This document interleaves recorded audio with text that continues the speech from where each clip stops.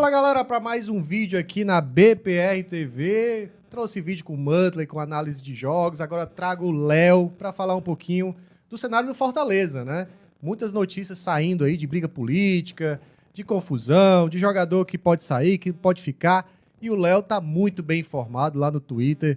A galera pega raiva de ti, mas depois, hoje já falam, né, que opa, acho que o Léo tinha razão, hein? Pois é, a gente já falava, fazendo análise, né, o prognóstico do Fortaleza durante a Série A. É um time que teve o maior orçamento da sua história, superando ali a casa de 340 milhões de reais. E aquela coisa, aquela máxima, né? Quanto maior o voo, a queda é muito difícil, né? O Fortaleza, com a permanência de 7 anos seguidos na Série A, com Libertadores, com quarto lugar no Campeonato Brasileiro de 2023, ele se colocou numa prateleira de competitividade, inclusive de exigência de reforços, Sim. muito diferente de um time de acesso, como era o caso do Ceará, como era o caso do Sport, por exemplo, que se colocava de uma forma muito mais modesta, né? Quando você tem 7 anos de Série A, você se enxerga numa prateleira de buscar por permanência. Muito menos jogando na Libertadores, né? É verdade. E foi esse investimento, essa mudança de perfil do Fortaleza que trouxeram para ele uma capacidade, inclusive uma capacidade de endividamento maior, né? O próprio regime jurídico da SAF permitia isso. E às vezes você mudar para o modelo da SAF é interessante porque você consegue captar no mercado dinheiro de forma mais fácil. Ao mesmo tempo, essa facilidade, às vezes, faz você assumir compromissos e correr riscos que, no momento de dificuldade, dificilmente você consegue reparar isso, né? Foi o que aconteceu com o Fortaleza. É uma situação que, inclusive, é novidade. Depois de alguns anos, você vê o Fortaleza numa crise, né? E a gente vai comentar um pouquinho sobre isso. Peço para você que está chegando no vídeo, está só começando, deixa o like, compartilha, se inscreva na BPR TV, a gente com esse projeto novo, falando de tudo, dando foco inicial ao futebol nordestino. Vai ter conteúdo sobre o mercado da bola, de todos os times nordestinos. E falando agora, nesse vídeo, sobre a situação do Fortaleza. Vamos pro vídeo.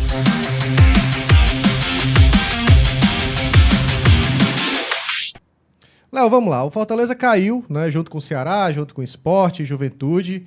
E as notícias que a gente agora vê é tudo muito novo, né? Depois de alguns anos de estabilidade, né, de voo de cruzeiro, da melhor fase da história deles. Marcelo Paes sai agora e é uma debandada, né? Sai de Papelim, sai um monte de gente. O Paes também trouxe alguns funcionários para levar para o Corinthians.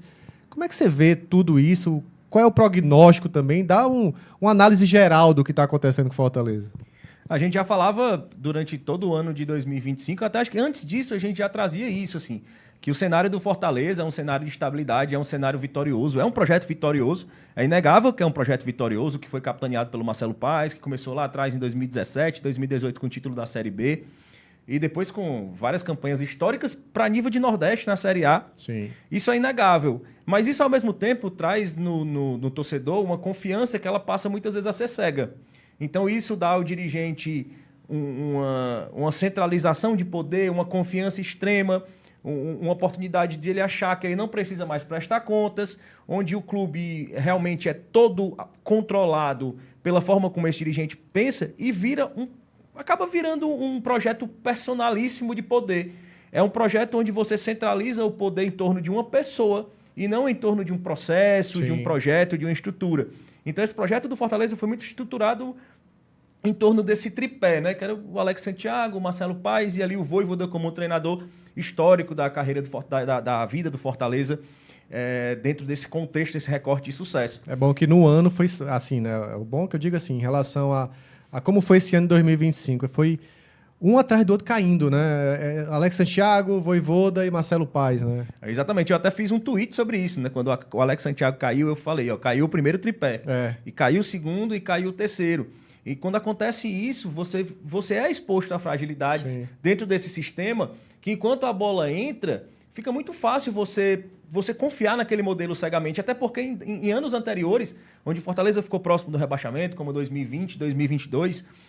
O time reagiu com essa estrutura, reagiu com essa metodologia, reagiu com esse formato agressivo de ir no mercado buscar jogadores, de investir, e tentou fazer a mesma coisa em 2024, né? Em 2025, perdão. Em 2025, o clube já tinha um lastro maior, tinha uma capacidade maior de endividamento do que tinha em 2022 na era pré-SAF. Então, por mais que o Fortaleza fosse ao mercado de forma agressiva, como trouxe um Thiago Galhardo, trouxe um Lucas Sacha, trouxe o Moisés de volta, foi aquela pegada forte no mercado, mas quando no modelo associativo, a sua própria capacidade de investimento ela é muito limitada. No modelo SAF, você vai no banco e pega 80 milhões, como o Fortaleza chegou a fazer, pega 40 milhões.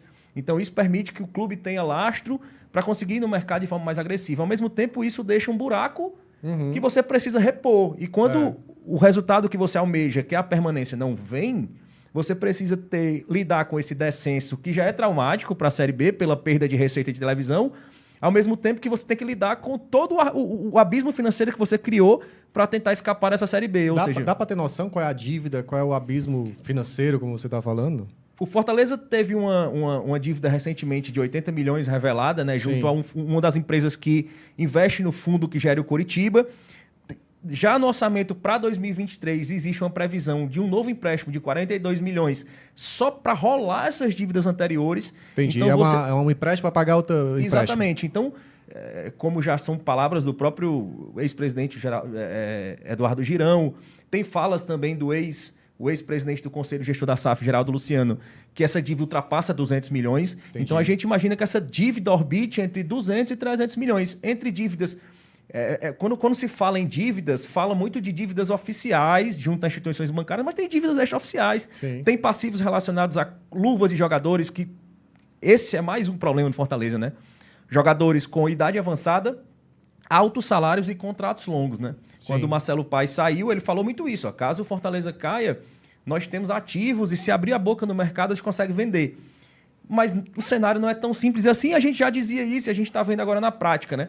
Você não consegue fazer um clube pagar por um jogador de mais de 30 anos que ganha mais de 600, 700 mil e que tem mais 2 anos de contrato. Esse jogador não vai abrir mão desse contrato. Ele precisa achar um contrato mais vantajoso. E é o caso de alguns jogadores que, inclusive, eu lembro que você falava muito sobre isso lá no Twitter, no X, como o Davidson, que agora descobriram que ele ganhava 900 mil. Né? Descobriram, que é algo que a gente já sabia. Assim. O próprio Marinho, Lucero, tem uma galera assim, que ganhava acima dos 500 mil. E você está falando bem, né?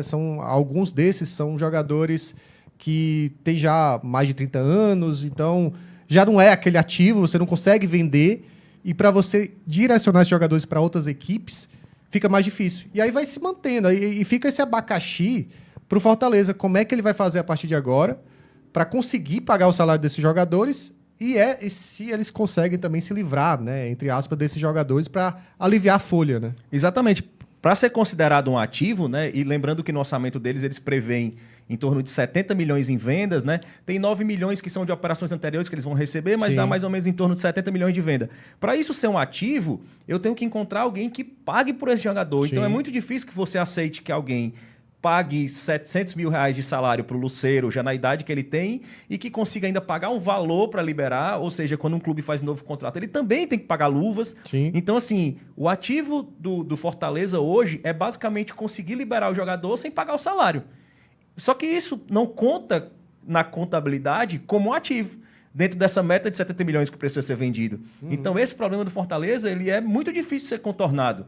A gente tem um Davidson ganhando 900 mil, tinha um Marinho, né, assim, o Fortaleza só conseguiu jogar no mercado de volta jogadores que o contrato acabou. Hoje a gente está na iminência, né, de uma negociação do Breno Lopes aí pro Coritiba, mas é uma negociação de um dos maiores ativos, mais valorizados do clube, que vai deixar basicamente 7 milhões e meio nos cofres. Então a gente está numa meta de 70 milhões e a gente acaba de tirar apenas 7 milhões e meio. Então tem outros jogadores, tem o Moisés que tem procurando o mercado aí, inclusive recentemente sendo falado no Vitória, mas o Vitória já fala que os valores que o Fortaleza quer são irreais, em torno de 18 a 19 milhões de reais. E é um jogador de alto salário.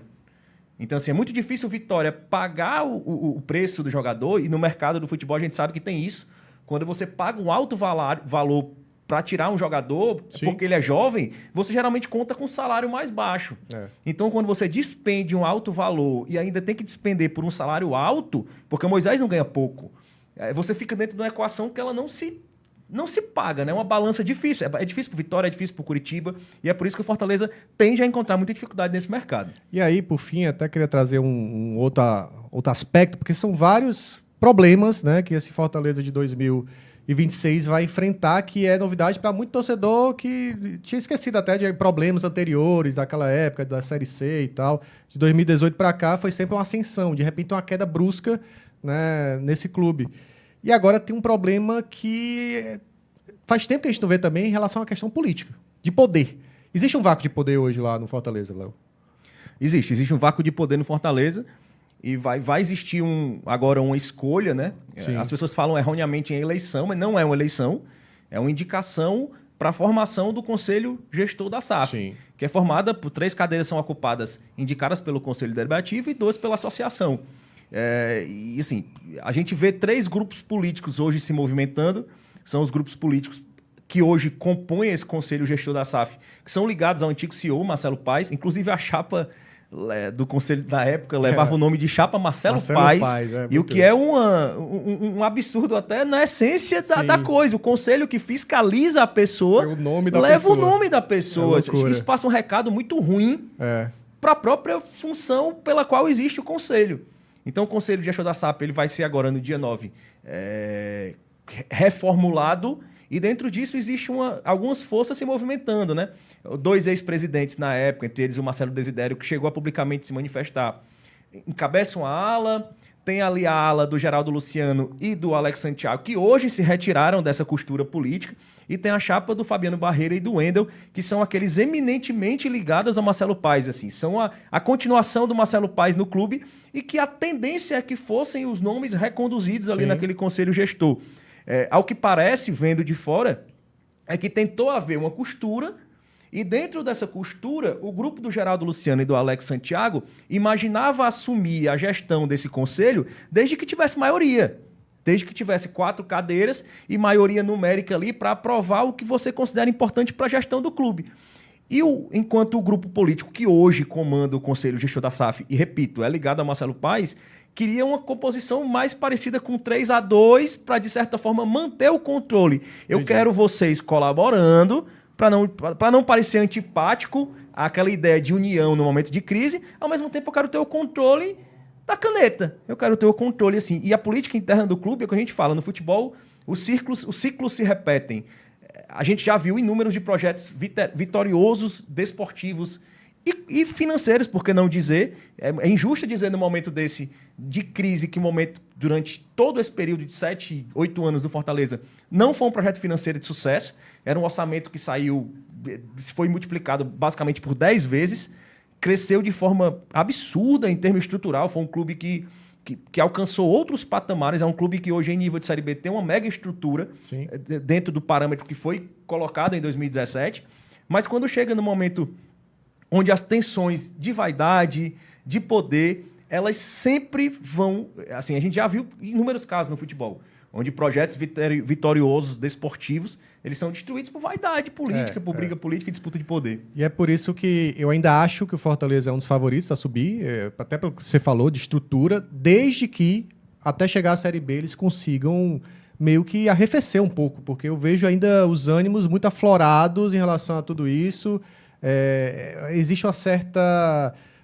um enfraquecimento administrativo, eu vejo assim, nesse sentido, sabe? Por conta de, justamente, quem é o líder agora? Quem é que vai assumir? Quem são os que vão dar a cara a tapa? Porque o Marcelo Paes era tudo isso. A gente viu um pouco disso, a gente, obviamente, a galera sabe que a gente está ao Ceará, mas nesse momento a gente meio que traz aqui uma persona tirando um pouco do clubismo, mas eu trago agora também o exemplo do Ceará, que o Ceará passou por um caos completo, né? E mesmo com um dos maiores orçamentos na Série B em 2023, nem passou perto de subir. Ficou sempre ali no meio de tabela. Então eu vejo o Fortaleza num cenário que ainda é favorito, claro, assim, pelo que você falou, estrutura, orçamento e tudo mais, mas se não, minimamente nos próximos 3 meses, não avançar nessas questões, aí pode complicar o ano deles. Eu continuo considerando o Fortaleza o maior favorito para o acesso à Série B, à Série A, principalmente porque eu vejo ainda, é um elenco que precisa ser desovado. A gente estava falando de uma folha de 12 a 14 milhões, que até o momento não foi readequada em praticamente nada. O Papelinho mencionou uma readequação de 2 milhões aí, mas muito fruto dos jogadores que foram saindo por falta de contrato. Sim. Então, assim, à medida que o Fortaleza precisa fazer uma readequação financeira por motivos de sobrevivência, Fortaleza, lembrando, hoje, dito pelo Sérgio Papelim, existem salários atrasados, direitos de imagem, bichos, alguns jogadores buscando rescisão indireta na justiça. Então, o Fortaleza precisa equalizar essa crise financeira. E um ponto importante para se destacar é que mesmo o Fortaleza aparentando não ter uma pessoa por trás da gestão do futebol, ao meu ver, trouxe os 2 melhores nomes de contratações nesse retrato de recorte da Série B nesse momento. Que foi o Mailton, lateral de destaque na Chapecoense. O São Paulo buscou, mas já voltou para o Fortaleza. Foi algo até que, inclusive, surpreendeu parte da torcida do São Paulo. Sim. Por que liberou um lateral tão promissor? Para mim, vai ser tende a ser um dos destaques dessa Série B. E o Ronald também, um meio-campo que estava no Atlético Goianiense, pertence ao Grêmio, surgiu como promessa, tem passagem por seleção brasileira. E segundo o próprio Adson Batista, presidente do Atlético, o Fortaleza dobrou o salário. Ou seja, o Fortaleza está jogando carta alta no mercado, continua, mesmo precisando reduzir sua folha. E o Adson falou que o Ronald queria permanecer, mas ligou para ele e falou: presidente, vai mudar a minha vida.